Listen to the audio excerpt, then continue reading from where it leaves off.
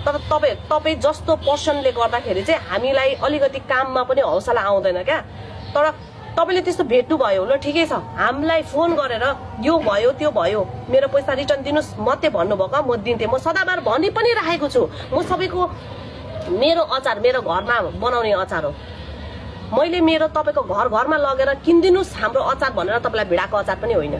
तपाईँको इच्छा अनुसारले तपाईँले किन्नुभएको, त्यसमा कमी कमजोरी भेट्नुभयो, तपाईँले मलाई भन्नुभएको म त्यसमा सुधार गर्न पनि सक्थेँ। तपाईँको 2 वचन म गाली खान पनि सक्थेँ, किनभने म बिजनेस गर्ने मान्छे हो, मैले यत्रो छोराछोरी पाल्नुपर्छ। मैले भनिरहेको छु मेरो घर व्यवहार चल्ने भनेको मेरो अचारबाट हो।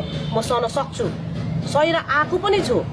तर सोसियल मिडियामा आएर त्यो डब्बामा ल्याएर थु गर्ने मेरो अचारलाई दुनियाँ गर्ने तपाईँ जस्तो मान्छेहरूलाई चाहिँ मैले भनेको हो क्या।